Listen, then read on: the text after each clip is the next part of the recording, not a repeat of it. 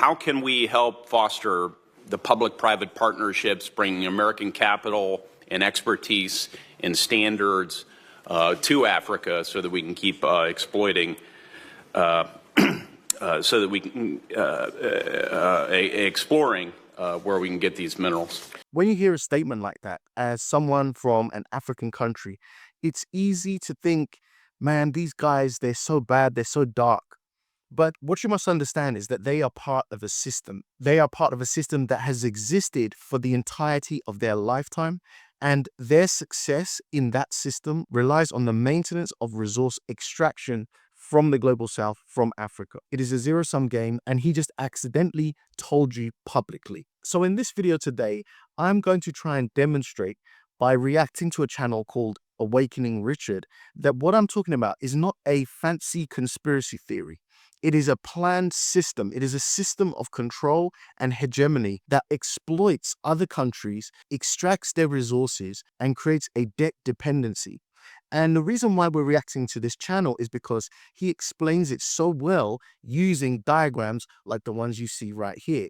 If you want to go beyond Trump versus Kamala, if you want to go beyond whether Kemi Badenoch in the UK is Nigerian or not, and all of these fluff stories that do not actually get to the crux of sorting out the problems that Africa has, this is the video for you.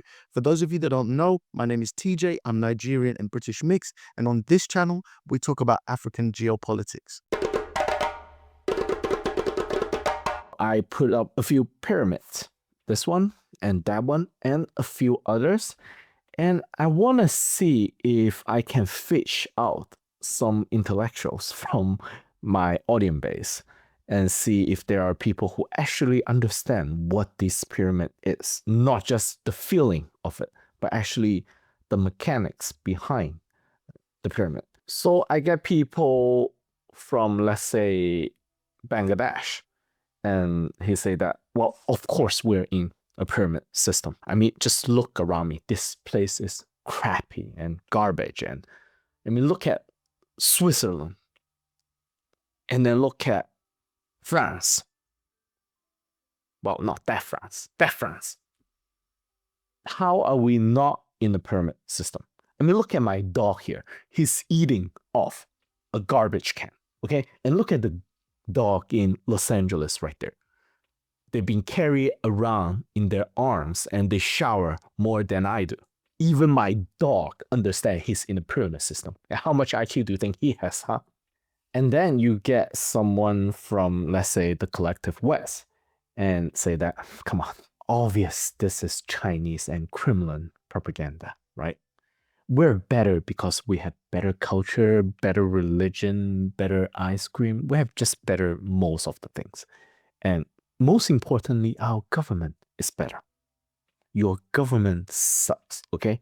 And that's why they're telling you lies to blame your country's misfortune on other countries. I mean, this is just pure propaganda. You need to see through this, okay? One of the things that I think is so obviously propaganda is the way that the West pitches Russia and China as enemies all the time. Like Russia and China just want to take over the world, destroy the world. They're doing wars, whereas China hasn't actually fired any shots to anything to become the rise. You know, I talked about this in my previous video. The rise of China has nothing to do with any wars. It's just been trade and connectivity. And with the Russia side of things, there's two sides to the story. There's what the West tells you about why Russia is invading Ukraine. The people in the West, in the UK and America, should be given a balanced view of both sides of the equation so that they can come to their own perspectives. But of course, they have their agenda to promote, to explain why Russia is so bad, because they want to go and do things in the globe that benefit them at the expense of many other countries. But we're going to get into all of that right now. So today is the day which I break down the mechanic of the pyramid system that we're in and see what you guys think, okay? So let's go through the basic argument here. First, we all agree countries on this planet today are vastly different in terms of development level and wealth and average of standard living. No one should dispute that. Here are things that start to different in terms of opinion. There are countries and people, especially in the global south, who say that we are being oppressed, we are being colonized, we are being taken advantage of, and we cannot reach a higher standard of living, a higher development level, because there are external forces that prevented us from doing so. I mean, even the Ukrainians are saying that, right? It is because of the Russians. If they are not keeping us down, if we are free to choose our own path with the West, then we'll become as rich and prosper as they are. And then there are common narratives in the West. We are prosper because of our culture, our society, because your government is corrupt and our government is not. You suck because your country make bad choices. That's why you are poor, you're messed up. Nothing to do with us. I think that's common understanding in the West, especially among people who do not travel that much and do not have deeper understanding of global politics and economy. Understandable totally, by the way. This is not just for people in the West, and for even most of us in the global South. We used to carry this mindset that as long as we work harder, make better decisions, become democracy or whatever, enforce human rights, allow LGBTQ, all those great stuff from the West, we will become just like them, wealthy as them. That although we all agree on the pyramid, unevenly distributed wealth of that pyramid system on this planet, we can eventually move up the pyramid, right? And that there's certain mobility within the system. We believe that individually and nationally, we can get to a higher standard of living by just making better decisions. The West definitely promote this idea that if you just work hard, you can achieve, anything you want in life. That is the idea of the American dream, for example.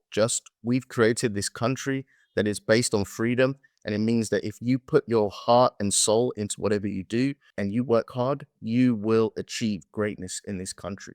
Even if we believe that's true, it's only true within the confines of that country. And what you don't realize is there's a whole system that allows that to take place at the expense of the global South. The original colonial system that we know and learn from our textbook has changed into a form of financial and monetary colonialism, which is not taught in our textbook today and is hidden in the weave of our global economy. The most blatant and potent overt version of this is the Pact for the Continuation of Colonization. That's the name of the document that was signed by the 14 French colonies when they gained their independence. And that Pact for the Continuation of Colonization, you can look it up, that's what it's called. It has all sorts of stipulations about currency control, export control, how France has first refusal on minerals, which is extremely important to understand in the control of a country. There's a famous quote by Mayer Rothschild back in the 1700s. He said, "Give me control of a nation's currency, and I care not who makes its laws." Let's assume that there's two countries, France, run by Napoleon, and Niger, run by Morgan Freeman. France wants to buy uranium from Niger to produce power in their nuclear power plant. And Niger is very poor and need food and infrastructure and medicine and education and all those things. So in this first scenario, first case, France buys 1 billion worth of uranium at market price from Niger, and Niger get food, infrastructure, medicine, school, whatever those are, priced at also 1 billion. And this is the first case of a normal trade and transaction, okay? It's a win-win situation. Now, in case two, when France want to continue to buy uranium from Niger, but France has nothing to sell or offer because it's been deindustrialized because of China, evil China, all right? And Niger needs something. And what France produce only is, let's say, wine, French wine, okay? And Niger will be like, we don't need wine. We're poor. We need more basic things. So France will basically say that, well, how about you take our money? I will pay you 1 billion, euro right here, money, okay? And you can use this money and then go to China, okay? And China will give you all the things you need. And then China will take your money, and then China can come to France and buy our wine because Chinese are much richer and they also enjoy French wine. So that is when a currency enter circulation around the world. And this is also how the entire deal is completed. So everyone gets what they want. Now, in scenario 3, we're now in scenario 3. This is where things get a little bit tricky. France want to continue to buy 1 billion of uranium from Niger, but got nothing but money to pay, okay? China don't want any more French wine because they already have enough, or they want to buy the wine from California or elsewhere. Now, this is a problem for France because if France continue to pay Niger with money, Niger will not have any good use of it because it cannot get the things it wants with the money. And then Niger will also be motivated to go around and offer more money for the stuff they needed that would depreciate the currency, which also France do not want. So now France will need to invent something for Niger to buy. And here comes national bond.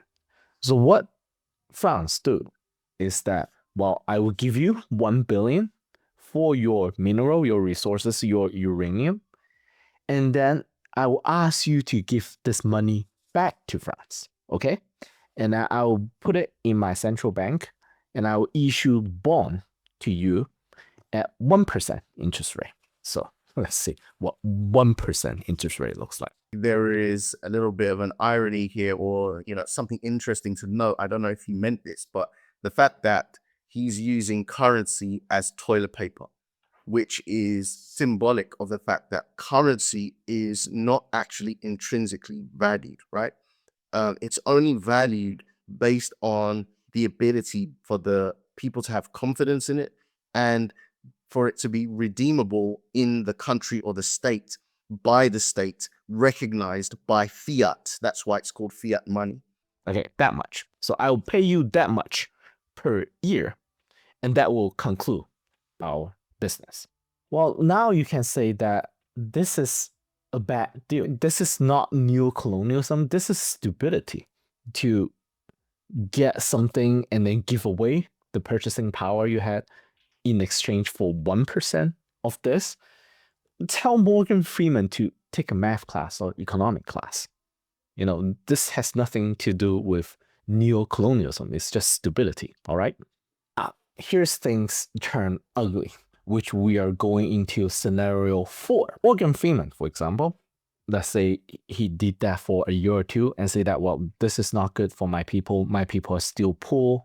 I need to get another kind of deal. So Morgan Freeman will be going to Napoleon and say that, well, my people are still poor. I don't want to do this anymore.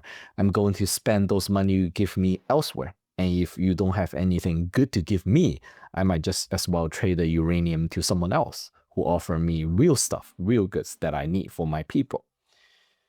And this is when Napoleon gets a little bit, colonial. Here he'll be saying that, well, I try to trade peacefully with you, but you don't want to trade. I think you are not a wise king. In fact, look at your people. They're poor. They're poor because of you. You use some of the money I gave you to buy a luxury mansion in Paris, and your mistress are living in there. I even have proof. I believe your country deserves better. I believe your people need democracy, need freedom from your bad regime. In fact, I have a new leader here for you, for your country. His name is Chris Tucker, and he's also from Niger. He will participate in your election, and I already have the election result here. Look, he won by a landslide, 88.8%. And now he will do exactly what I tell him to. If the system like this is allowed to continue for years and decades, do you see how the pyramid system is forming and consolidate between the two nations, France and Niger?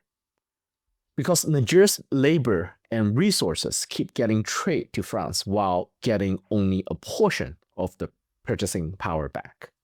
And for any countries, in order to develop the economy, they will need to retain as much of their labor and resources trade value in order to get a higher standard of living. Now, if you make this system 1,000 times more complicated and several million times the quantity in terms of money and value involved, you will eventually get the US system, basically, or the world order pyramid system that I put in my previous video. To enjoy the benefit of globalization, you need to use US dollar, or at least one of the Western-based currency, Euro, Japanese yen, British pound, Canadian dollar, the Swiss dollar, and all these are basically, I would say, yeah, money, right? Money. I just want to point out that when you start seeing the countries that are in the seats of power in the world, when you talk about the G7, these are mostly G7 countries here. Or when you talk about those in the UN that actually have voting power in the world, again, you're looking here at mostly, not all of them, but you're looking at them, the main countries that have that global political power are also the same currencies that sort of linchpin and underpin the world's global economy that he's describing here. That's internationally recognized. During time of low interest rate set by these Western countries who monopolize the global currency market, liquidity will flood into the global South economy. And when it's time to harvest, they will increase the interest rate, reducing the liquidity and bankrupting many countries that get caught, forcing them to ask IMF for help. And when IMF comes in, which is also complete control by these countries, they will take your most valuable assets and also take control of your central bank. Now, something I want to say here is that maybe this is where some people have got confused. Maybe they don't understand the technicals of what he's saying. That's okay. What you need to understand is the basic principle that they have created a debt system. So the mechanism by which the global South and Africa trade is a mechanism of debt. And for them to continue to be players on the global stage, that debt keeps accumulating. And when any country doesn't like it, in come banking institutions that increase that debt to keep the game going. They usually call it making your central bank independent. But in reality, your central bank will be a subordinate of the global elite. And at that phase, you will be in this kind of semi-colonized stage. The central bank then will pressure a country's economic decision to keep a higher reserve currency, dollar usually, make their own currency free flow in the global market. This will make the grabbing wealth or harvesting from a country like United States more efficient and more easy. And this kind of strategy is very difficult for a small country to defend against. Sometimes the strategy use some kind of double trap. Let me explain this with the Asian economic crisis back in 1997. So when a country get easy money, liquidity, investment, what do? It's like what normal people will do. They will invest the money, right? You will not put those money just on the table, letting them sit there. You will put it into mortgage, stock market, all kind of different market to try to get a higher return. However, in that case, someone like George Soros will work with the Fed while heightening interest rate to come into your country and attack your economy, forcing a capital outflow. And if you do not have enough reserve currency sitting on the side to hedge against that attack, your country will go bankrupt. So now what he's describing is the tools by which they apply pressure within this debt system. He's saying that George Soros can come in and distort the market and stockpile large amounts of currency that is useful to you in your economy in order to put the squeeze on you when you need to pay your obligations. And during 1997, Hong Kong is one of the few places that actually survive the financial attack because China spent a lot of effort helping Hong Kong to survive George Soros' attack. When they bankrupt those countries such as Thailand and South Korea and so on, IMF will come in with a bunch of regulation and force those countries to accept. Usually comes with terms like a neutral central bank and free-flowing currency. And then in order to hedge against future attack like this, countries need to set aside a huge part of their trade surplus as reserve currency in case, another attack will come. But then we're talking about money just sitting there. What do? You can still invest, but you cannot invest into something that you cannot cash out quickly, right?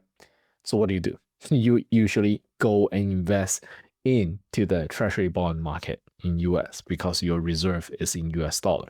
So those reserve currency, those surplus could have spent in further trade or investment to raise the standard of living of the people in a certain country. But you cannot do that because you have to set aside those money to defend against financial attacks. And then, just so conveniently, those money will be spent into the treasury bond in the United States. So in the case of the CFA franc, you have something like $500 billion of the Francophone countries sitting in the French bank. And the French actually take that money and they can use it in the stock market. They can do whatever they want with that liquidity to help them grow. But it's money from Africa, and those African countries don't get the benefit of being able to use that reserve currency. And what he's explaining is, that currency would be very useful to build infrastructure and roads and things like that. But it's just sort of set aside so that the global south can stay compliant when they're under attack or to pay their obligations or whatever. So can you guys see? It's basically the same thing as what the French did to Niger, what the American did here to these Southeast Asia countries. It's just a more fancy way of doing it. But the result is the same. Over a long time, these trade surplus will recycle back into United States, able to let Americans afford a higher standard of living while suppressing the standard of living in this developing country, consolidating the pyramid system. What he's talking about is a zero-sum game, and that is how the American imperialistic machine thinks that the globe has to be run. That's why it must have wars. That's why it must have military bases all over the world, because it is enforcing this zero-sum game. Yes, the American dream is alive in America, but it's at the expense of everybody else. And that's how we keep America so rich, because they continue to cream off this system rather than creaming off their resources, their manpower, and all the things they do. They have the system bent in their favor. Whatever they produce, whatever they have, yes, there might be some trade for it, but ultimately it's the US dollar that is the key to all of this, and the mechanism that he's describing that really allowed the exploitation and the maintenance of the United States hegemony. So as economy grow, the demand for treasury bond of the United States increase, because the bigger your economy, the more money you need to set aside in order to defend against these financial attacks, which allow United States to sell their treasury bond at a very low interest rate return. And this will allow basically the standard of living in United States, for example, to remain higher in comparison to these developing countries. There are many other ways to recycle this money: proxy war, weapon purchase, housing market here in United States, or the option commodity derivative market here in US financial market. All these are basically almost like tools to abstract this surplus from developing country towards the United States. So I know some of my audience will be like, okay, you got this all figured out, right? Then why can't people just use their own currency? Backed by some commodity, if people do not trust it, by gold or by oil, because you don't want to trade with Western currency because they are trapped, right? Well, you can ask these two smart ass right here. and see how that worked out for them. Well, you can't because they're dead, okay? By now, if you haven't unraveled the reason why Gaddafi was killed, it's because their actions threatened this system. And the latest version of this is BRICS nations. Now, the thing is, the BRICS nations don't have a singular figurehead. And the BRICS nations have two considerable, formidable foes, which is China and Russia, which is why there is a chance that the BRICS nations could actually break this system. They have weapons of mass destruction, which is true, by the way, because I need to protect my man here, Bush. You can call him a lot of different things. So he's not exactly a liar. If those guys get to set up their own currency backed by commodity, they will be kind of semi-detached from the pyramid system. And if that system get to live, work, then you will encourage other countries to follow suit and break away from the pyramid system. And that will be a weapon of mass destruction to the US-led financial system. America will collapse. They get to print the currency that everybody else in the world is indebted to. It's as simple as that. That key ability is everything. They can just print their way out of trouble. So the weapon of mass destruction is actually a true thing. It's just not what you think. If we are to cosplay, okay, I play United States and you play a small, medium-sized country that try to counter my financial colonial strategy. As long as you stay in the dollar system of Western financial system, I'm going to get you. It doesn't really matter if you have 10 of the best economists in the world right now running your country. I'm still going to get you, either one way or the other. I mean, I don't even know all the tricks, okay? But no matter what you do, if I can do it directly financially, I can sanction you or have regime change, color revolution, covert operation. I'm gonna get you anyways.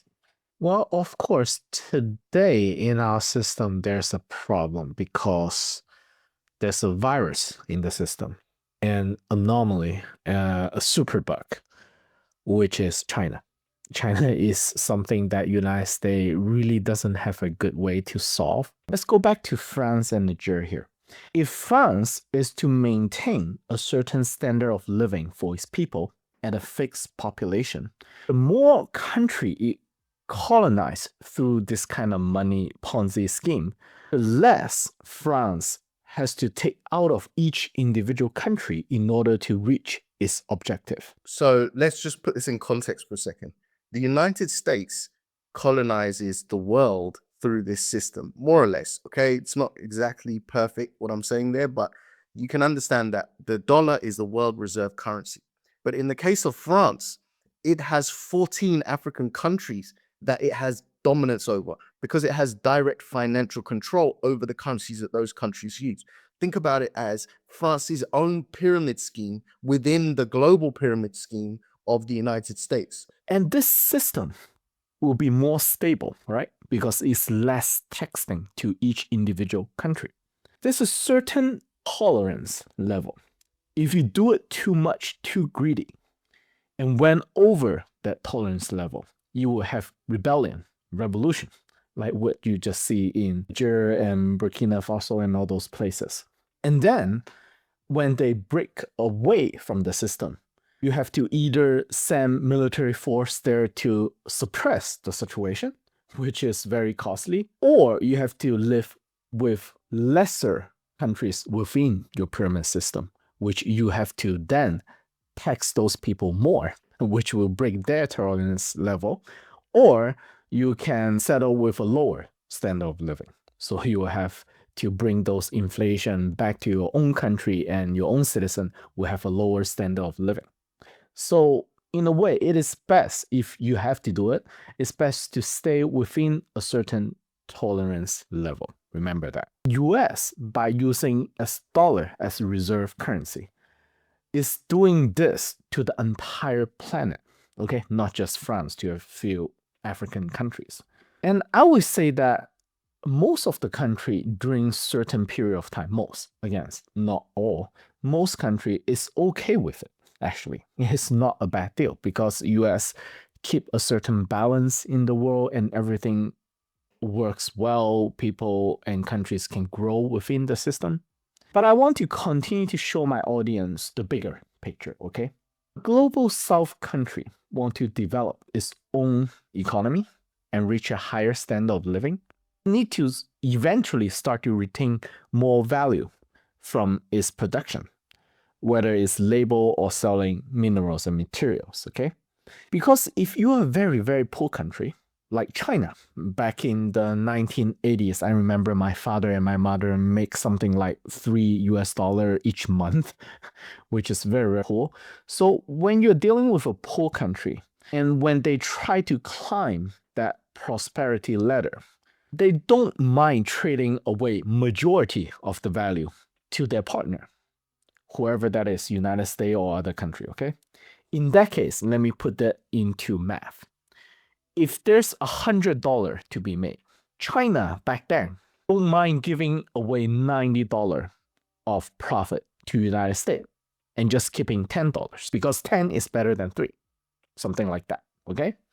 But when you try to advance your standard of living, you want to retain more of your labor force and value you created.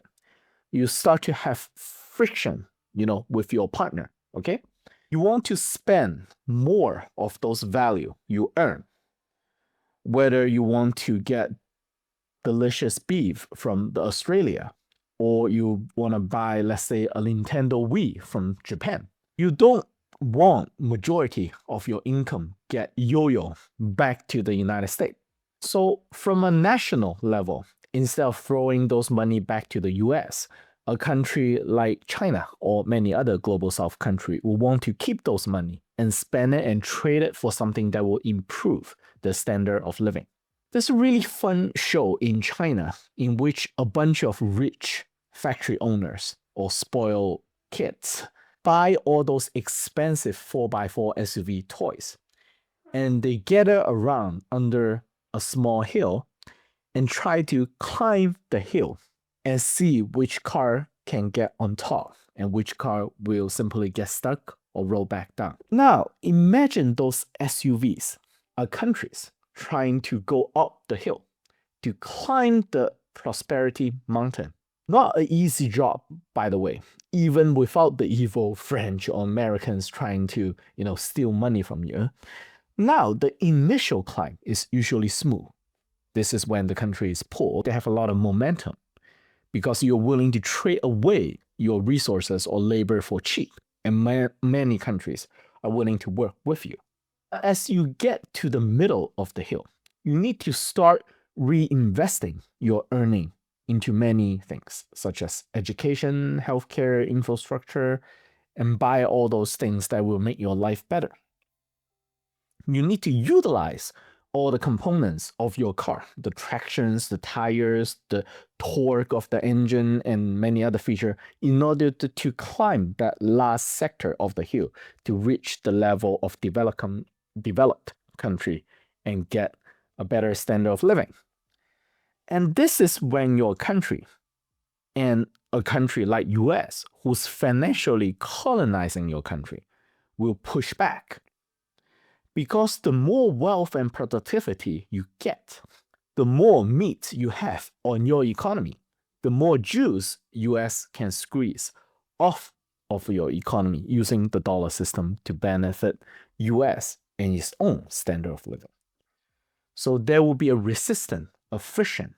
So the US financial sector will be like a torque limiter. It takes away the torque of your car, or your country in this case, preventing it from reaching a higher standard of living to the level of developed country.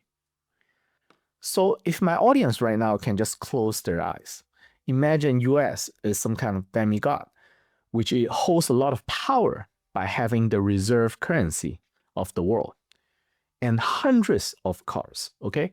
Different size, different power, different torque, and they will be stuck at different part of the hill. Depends on US strategy towards their country, all right? The bigger your country is, the higher the part of the hill you reach, the stronger the desire that US will try to take advantage of you because you have a lot of wealth in your country to latch onto. And also you become a threat or a challenge to its hegemony position. If you are a small country like Singapore, you're not a threat to US no matter how rich you get. Okay? This is where the world was. More stable, unipolar US on top.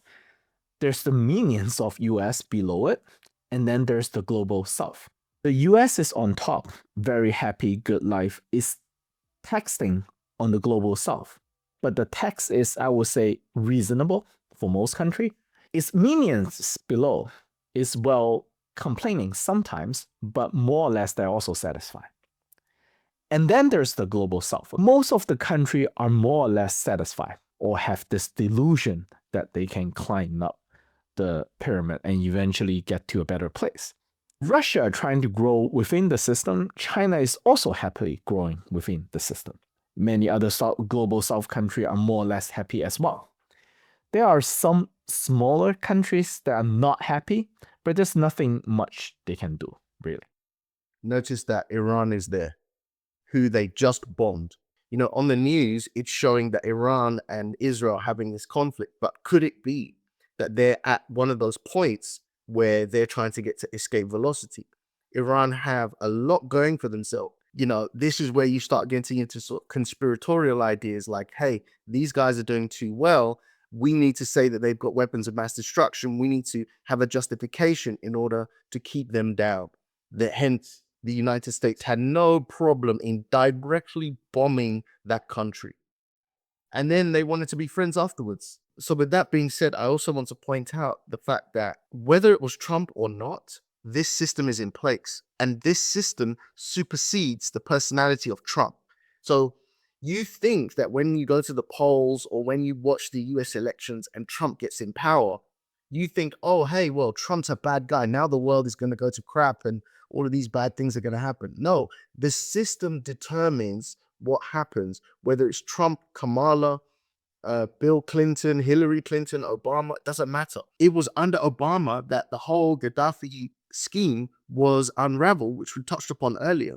It doesn't matter how nice the Democrats are or how evil the Republicans are, the system wins every time. The system's incentives trump any personality, excuse the pun, trump any personality that is in the White House. If they provoke or challenge the system, they will get basically squashed. So I would say that's more balance.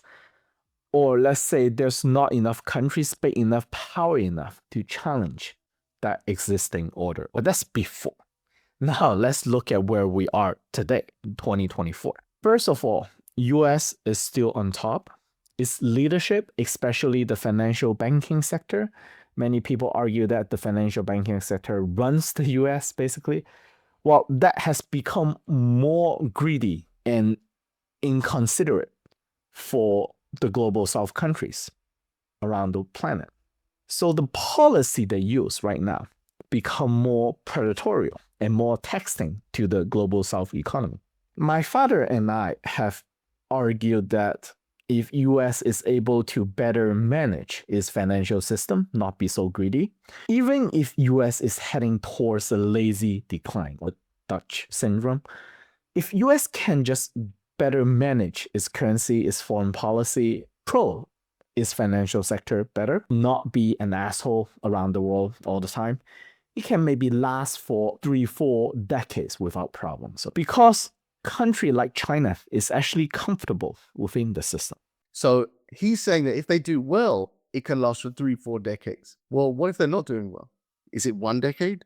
The global economic order is shifting, ladies and gentlemen. And don't mind yo-yo back billions, sometimes even trillions of surplus back to the United States because China is still growing fine. But United States end up trying to reverse the situation. It's a more invasive and aggressive technique towards China and Russia. We go back to this car example, okay? So the cars, the countries that are driving up the hills, they start to get stuck because of US aggressive financial strategy. Some even start to roll back down the hill. And they start to learn why they're stuck and not able to get higher. They start to understand that the dollar financial system is actually the invisible hand that's been passively colonizing them, preventing them to go even higher, strangling their growth. And they start to de-dollarize and start to implement mechanics that can prevent US from stealing the torque out of their SUVs. Now the entire pyramid system start to wiggle from below because Russia is detached already from the pyramid, one of the biggest resources-oriented economy. Why is Russia detached? Because of this war that we're seeing happening with Ukraine. There are so many sanctions, but it doesn't matter because Russia has all the resources it needs within its borders. It is energy independent and it is food independent, which makes it a considerable, formidable foe. And might I add, we're seeing Trump trying a whole bunch of tactics, right? First, he was friends with Putin, then he's sanctioning Putin, then he's putting nuclear warheads in ships next to Russia. And now again this week, he's going to meet Russia. He's going to meet Putin. And he keeps saying, Putin, he wants peace. So he's trying to figure out how to get Russia back into the pyramid, into the fold of the pyramid. China is in some kind of rebellion from the system as well, one of the biggest manufacturing power in the world. And many global South countries are also positioning themselves to be flexible and not get dragged down by the Western system if shit really start to hit the fan. So let me tell you Americans, Europeans already experienced a lot of issue already, but Americans, you have problems controlling your inflation, right? The economy seems to be weird, don't you think? This economic cycle seems to be a very weird one. So what is actually happening? He said the United States are having trouble controlling inflation. And that's because the way that the dollar is created itself is created in debt. So America have been printing and printing and printing the money, and that money disperses around the globe, and that keeps them insulated, but it doesn't keep them insulated from the debt over a long period of time. America's obligations are now so humongous that they cannot even afford to pay back the interest. And this is where you see the American economy starting to have cracks and falls apart. In the meantime, Russia and China don't have this problem and they are starting to grow. So we are looking at the beginning of the end of the current global structure. This pyramid is beginning to crumble. And what I think is interesting about this particular shaped pyramid, if you take away the red triangles, you can see that that structure visually is a lot less stable, right? It doesn't have the wide base that a pyramid has. So what you'll find is, in my opinion, the other countries, the global south, will start to break their allegiances with the United States and move to more alliances with the red pyramid, making that the big current pyramid, way more unstable until it potentially falls over. The bottom part of that pyramid is detaching itself from the system. China especially is going through de-dollarization and is continuing and accelerating. It'll be more difficult for US to balance its budget because you can't tax the economy effectively when they start to move away from the dollar. Africa are beginning to detach themselves from European colonial power. So the Sahel states, Burkina Faso and those guys, they are removing themselves from the French system, taking out military presence and moving away to try and trade with China and Russia and these other players. You've got the BRICS nations, which is recruiting ever more African countries. You've got China making all sorts of trade deals and investment all over the continent of Africa. So I'm looking forward to more videos from Awakening Richard, the channel. I think the name of his channel is amazing because he really is explaining and helping us all awaken to the realities of global control. I will leave the link for his channel under the video, and I would love to know your thoughts around this subject. What do you guys think? Please let me know in the comment section. But if you have nothing to say, would it be too much for me to ask you to write the words Awaken Africa in the comment section? It just lets me know that you watched the video to the end, you like what I'm doing, and you want me to continue. Thank you so much for watching this video today, and I'll catch you in the next one. Peace.